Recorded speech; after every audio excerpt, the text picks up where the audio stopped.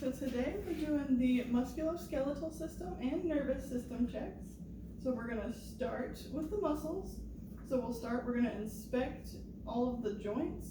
We're gonna do the temporomandibular, shoulders, elbows, wrists and fingers, hips, knees, ankles, and feet. So we're gonna check all of those, make sure they're symmetrical, they're not swollen, red, inflamed. Check for swelling, masses, or deformities. So we'll look at all those initially. So you can go into those for a second. We're just going to kind of observe in general. Okay, no swellings, no redness. And we will do palpation while we check for range of motion. So for this, I'm going to have you open your mouth for me. You click. Yeah, clicking is not normal. With grind and grit, it's awful. But so that is abnormal, the clicking is, but it doesn't hurt when you open, it just, because you It's locked in the morning. because you dislocated your jaw before, right? Yeah. So there's that. So then we'll check the cervical spine. So we check just in general, again, make sure it's normal. Have you put your chin to your chest for me? Okay, and look to your left, look to your right, and look straight up. Okay, so none of that hurts, it's all normal. So then we'll move on and we'll check the shoulders. So I'm gonna hold this for you real quick. So have you see if you can do circles with your shoulders. So just kind of Shoulders. elbows up, and then circles. Oh, my elbows. Yeah, so I'm gonna kind of feel on your shoulder. You can feel space between. Okay. Also feel over it. Yes. Hurt them too. You're gritty. You're very gritty. Check the elbows. The elbows are hinges, so they only move one way. So while we check your elbow, have you bend for me? We can check the tendons and the muscles there. Okay. Check your elbow. No clicking or gritting in the elbows. Yay. Alright, so wrists. We will have you palms up. Okay. So that is the supraflexion. So we'll have you do that. And then flip over, which is also another rotation. That's pop your shoulder back in place. It's just a muscle. So pronoflexion. So sorry, superflexion, pronoflexion. So have you then make circles with your wrists. Again, gritting and clicking. And then fists and extend your fingers. Good there. Those don't click or grit. So then we'll do the hips. So for hips, if you're sitting, that's partial range of motion. So just have you raise up against. Okay. And up against. Make sure the muscles are good and strong. There's no issues there. Knees, again, singular. Hinge joints. So up and back and up and back. Ankles and feet. So I'll have you with your ankles make circles. Do one at a time on this bar stool. You can do one at a time on the bar stool so you don't die. Okay. So then have you dorsal flex to pull up towards your toe or towards your nose. And then plantar flex to go down. Your ankles pop too. And then kind of just tighten and loosen your chest. Make sure your toes move fine. Good. Okay. So then I'm going to take my nifty little pen. I'm going to check. What pen? Oh, okay. A legit pen. Okay. Jill. I just saw the poke. Pokey thinks a toothpick. That comes in later. You'll be fine. So then we're going to check for the phalanx.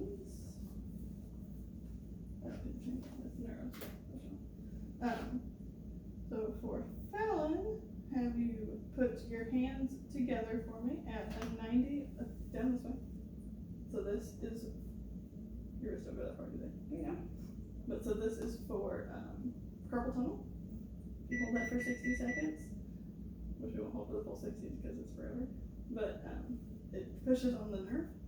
So if it, carpal tunnel, Might go all the way. I don't know. Because you don't have full That range of would motion make in your wrist. sense. But so it would press on that nerve and it would cause numbness in your fingers if you had carpal tunnel. No, it doesn't cause numbness, but it can go all the way. And then so then we have the Tinel test on your wrist. Use this one to have your watch on. So there's a nerve here, which is the carpal tunnel. So if we hit that, Oh, I feel tinglies. tingles? Yeah. Carpal Was it tunnel. good or bad? That's carpal tunnel. So the nerve is inflamed, so when we hit, it shoots this way and into your fingers. Just my pinky, just a tiny bit. Just, Just a tiny bit, yeah. so Pinky that's and the carpal middle tunnel. finger. Just this one. Oh, that's just sucky. Same deal? No. No? So just carpal tunnel in the right. Yay, you. I'm gonna quit now. Meditation. And then we'll check the spine, so have you stand up, you and your little plank target yourself. Yeah. Kind of turn, twist just a left and right. Good. See if you can kind of slightly bend backwards. Okay. And then bend down. See if you can, ground touch as best you can. I can't look. Actually touch the ground. Look at you go. Alright, so that is our musculoskeletal. So that is all of our reflexes, range of motions. So we'll move on to neurologic. I'll move the rest of my stuff over here in the corner.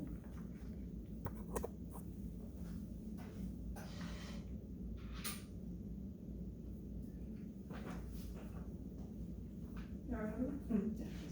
Alright, so initially we would do a Glasgow Coma scale, which is just a level of consciousness. So you spontaneously open your eyes for a minute, I don't have to like wake you up, you don't respond. I mean, painful stimuli to get you to awake, so it's a 4, so that's good. You are verbally oriented, you know where you are, who you are. Right, where are you got it? And my house. And faith. You obey commands, I tell you to raise your arms. You obey commands well sometimes. So that is a normal Glasgow Coma scale. Alterations would be, you only open your eyes to speech, you only open them to pain responses, which is where we get to use this beloved sternal rub. Sad one. Verbal responses, if you're confused, if you have completely inappropriate responses, then that's good. Whether or not you can localize pain. Okay. All that fun stuff. 15's perfect. 3's good. Okay, a pencil gets a 3 on a Glasgow Coma scale. Oh. Okay. So then we'll move on to the mental status. So that starts with the level of consciousness to Glasgow Coma. Orientation to person, place, and time. You know what's your name. You know where you're at. You know what day it is. Saturday. You know what month it is. June. Look at you go. Okay. So then memory, short-term memory, like what did you have for lunch today? I had 1 egg and 2 bacons. That was breakfast. Nope, that was lunch. It was 11. Good job. That was later. Oh, wait, that was lunch, but whatever. Long-term memory, like you know where you went to school, you know where you work, you know your parents, you know how old you are. You wish me to tell you all of that, or? No, I'm just like, you know. Confident I know the answer to Yes. all that. That's just testing long-term memories. So for motor function, we're gonna test your gait. You stand up, just kind of trot back and forth for me. Let me stretch my foot. You and your gimpy self. Alright. I'm pretty sure that's one of the gaits. It's a gimpy. Limping is a gait. No, I got it down pat. You got the limping. And then we'll check your balance. We'll have you walk like on the balls of your feet, on your toes. See how balanced you are? My foot right now. Sort of Normally I balanced. can do that right now. Normally you can, yes. I'll vouch for that. Alright, you can, we'll do the Romberg test real quick. Have your hands to your sides, feet together, and then close your eyes. Okay. You're not like sweating and falling Okay, over. I was waiting for you to show me or something. That mean. Please. So no, so positive Romberg, you like would tip over. Cause your inner ear balance is so bad that you just fall. We don't want that. So those are all good. So then we'll do coordination and skilled movement. So you can sit back down. I don't need you to stand up for any of this. I'm trying to get you up as late as I can. It's okay, I'm trying to stretch it out. So we're gonna have you like just on your knees, flip from palms up to palms down, quickly. Okay, good. And then have you switch from touching your fingers with your thumb. Okay, good. So then I'll have you touch the tip of your nose and then touch my finger. Keep.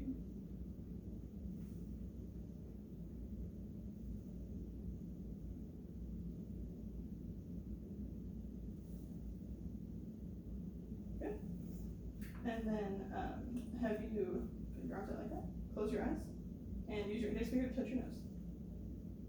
Both sides. Good. And then one more is we'll have you stretch your leg kind of straight out. I'm gonna kind of help support your back. So you gotta run your other heel from your knee down. Yeah. So, okay, both sides. That is a massage. Yeah. Both sides. Oh, well, both sides of my shin. I thought we were doing. Both legs. Make sure both nerves are functioning. So this is when we do these sensory tests. So I'll have you not stab me with anything, I promise. Be cotton ball. Calm down. Okay. So close your eyes and then tell me when you feel touch. Yep. Whoa. Yes. Yes. Yes. Yes. I take balls. Yes. I know what your favorite one is. It's here. Oh yeah. So that's good. And then we do a comparison of sharp and dull. It's the toothpick. I'm not stabbing you, I'm touching you. I know, you trust me so deeply. They're supposed to my skin. Yes. And then just tell me sharp or dull, okay? Okay. Dull. Sharp. Okay. Dull. Sharp. You're terrible at this. Well, you're barely touching me. You're not supposed to like stab people. I'm trying not to stab you, you're already Dull. Dull. Sharp. Sharp. Dull. Sharp. You're like, don't stab me. I'm trying not to stab you over here in the corner. So then we would use a tuning fork and check for vibration in the spinal column, which is the posterior column, sorry, not spinal column. So we would take a tuning fork, we would strike it and place it. Lincoln have one of those? No, but we place it on the bony prominence of your finger and have you tell us when you stop feeling it. Because it checks for neuropathy, we do that in the fingers and in the toes. Because that way you can't lie to me and tell me, oh sure, I feel it. If I ask you if you feel it, you're likely to say yes, just because you know you should. So we asked you when you stop feeling it, because I'm holding the fork, I can feel when it stops, and so can you. Oh. So that's how we check for neuropathy. Cheat proof test. It is cheat proof. So then we're gonna check your ability to recognize positions. So close your eyes again. You have your hand. Tell me if it's up or down. Fingers going up. Down. Okay, one here. Down. Up. And then we do the same thing on the toes. You know I love feet in general. Up. Down. Yeah, this was it. Not particularly, but we will. Down. Up. Okay, for the sake of principle, we'll do it. So then we'll move on to tactile, which is where we do the stereognosis, which is what I originally was going to do. So I'll have you close your eyes. Open your right hand for me. Tell me what that is. It's money, a quarter, I think. Yes. Okay. Keep your eyes closed. And in your left. You do this with Tell me one of what us, that right? is. Paper clip. Okay, good job. The kids love this game. It's a neuro check. It's object I identification. didn't know that. And then we will do graphasia. So, again, with your eyes closed, you see a right palm, and you will tell me just what number this is. 2, Okay, and in your left. 4. Okay. All the fun neuro things. And then we would do a point location. So I will touch a spot, and I will have you then touch it after me. Oh, oh. Okay.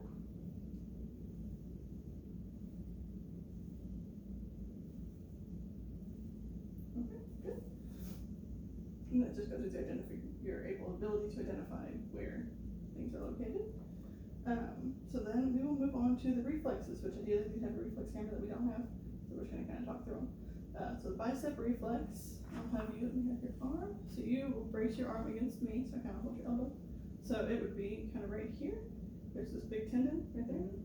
So we would put my thumb over that. So we would hit my thumb over that, and then I would hit my thumb with the hammer, and it would cause this to twitch. And your bicep contracts. Not a real hammer. I know that. Hit your thumb, not me, so. Well, and then we would check for the trapezius, or not trapezius, the tricep. Back. We would dangle your elbow, just have your arm roll loose. So we would hit up here, there's that tendon there, and it would cause this to jump out. So that would be the trapezius, or I keep wanting to say trapezius, the tricep. So then we would do the brachioradial. So that would be, I would hold your thumb, and you would strike this tendon here in the wrist, and it would cause this to come up and your wrist to come out. It just kind of flexes the whole thing like that. There's that big tendon in there. Patellar is right at the base of the kneecap. That's a classic one, right? Classic, yeah. Everybody knows that one. So then we would move on, and we would do the Achilles. So for that one, you have your leg out. You dorsal flex your foot to pull it up, and we'd hit here, right on your Achilles, and it would cause your foot to flex down. And then there is. Oh, okay. So we're going to do the colimus. So it checks for hyperactivity. So we go dorsal flexion. Just kind of relax your leg all the way for me. And hold. And then you wait for that. Muscle should not be twitchy or anything, which it's not, which is good. And then one more reflex. We check the Babinski reflex, which is the plank tar. You know, fancy looking at it. It's your foot. So you do kind of. Oh God, I hate this one. You're gonna run that thing down my foot, aren't you? Yes. You're already doing it without me even touching it. So you go from the outside, go up, and in. But that's exactly what you want. It should cause your toes to curl in. It and does. your foot flex down. You just up and over. And the abnormal reflex is it causes your foot to go back and your toes spread. Oh, Which is what happens in babies, interesting. but not adults. Oh, that's why no time.